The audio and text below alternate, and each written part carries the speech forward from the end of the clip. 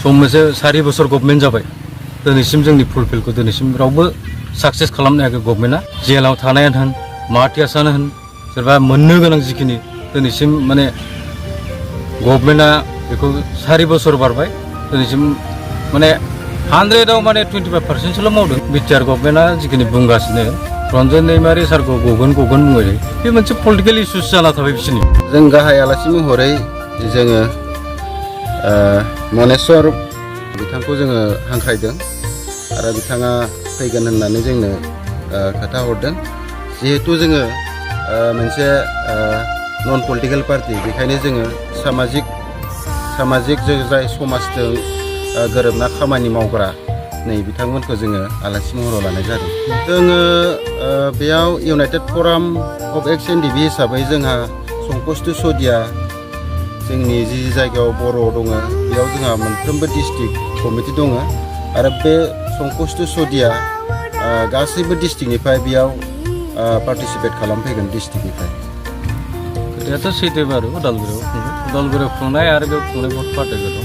मुंख्लंआलाय मुंख्लं बिसिनाबो मुंख्लं जोंनियाबो मुंख्लं मोनसे समाव बयबो ज'मोन नालाय दा बिसोर गभर्नमेन्टलि सिस्टेम खुंनो गभर्नमेन्टलि खुंनायाव बिसोरा माने बहुत किसुमान माबायाव मा होनो थाखा फैसानि बहुत गोनां दं थाखा फैसा अभाबाव बिसा गैया गोगोम खुंनोबो हागौ होमबाबो जा इउनाइटेड फराम सिस्टेमै सेन्ट्रेल जा जिखिनि दं बेखौ जों खुंनाय जागोन आरो मोनसे खोथा दिनैसिम जों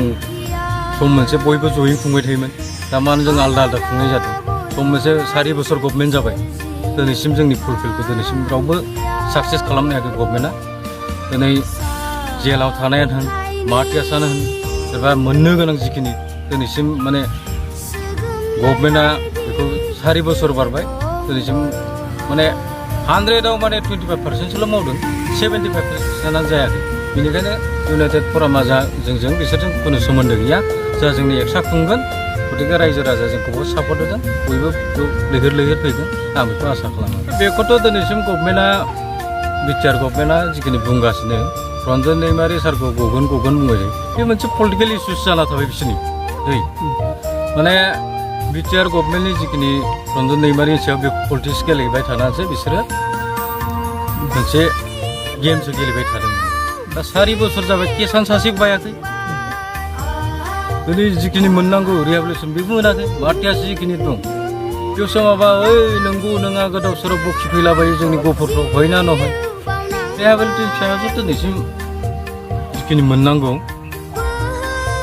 माने मोनजोबाखै आरो दा होगोन होनबाय थादों माला होगोन बिसोरनि सायाव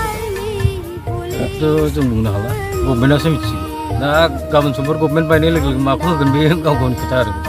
बिनि मोनफुंनो हायियाव जोंहा जोंनि जिखिनि इउनाइटेड फराम सेन्ट्रेल दं माने जिखिनि गभर्नमेन्टजों रायज्लायनांगौ स्टेट गभर्नमेन्ट बा सेन्ट्रेल गभर्नमेन्ट जों रायज्लायगासिनो जोंहाथ' प्लास पइन्टआवनो दं बिसोरसो गभर्नमेन्टआव थानानै बेफोर बुस्थु मावनो हायिया बिसोर माइनास पइन्ट जादों बे आरो दैमालु गेलेग्रा फोथारनिफ्राय जों बेखौनो खावलायनो सानो आरो बेखौ फोरमायहोनो सानदों जे जोङो फैबाय थानाय 14 सेप्तेम्बर जि जोंनि एनडिएफबिनि मुंख्लं सान बे मुंख्लं सानखौ जोङो बिश्वनाथ जिल्लानि सिङाव गहपुर हालामनि दैमालु गेलेग्रा फोथाराव सानसेनि हाबाफारि लानानै गाजा गोमजायै फालिनो लादों बेखौ जोङो सेन्ट्रेलाइजै फालिनो लादों इउनाइटेड फराम अफ एक्स एनडिएफबिनि जानानै एनडिएफबिनि जायफोर बिर जोहोलावजो बिथांमोना बर' हारिनि थाखाय बर' हारिनि थामोन्थानि थाखाय गावनि बिदा फंबाय बिमा बाय बाहागिखौ नागारनानै जिउ बाउसोमलांबाय बिथांमोनखौ मान बावनो जोङो आरो बिथांमोननि न'खरनि सोद्रोमाफोरखौ मान बावनो फैबाय थानाय जों 14 सेप्तेम्बरखौ बे जोंनि गहपुर हालामनि सिङाव दैमालु गेलेग्रा फोथाराव खुंनो थाखाय थाम थिम खालामनाय जादों।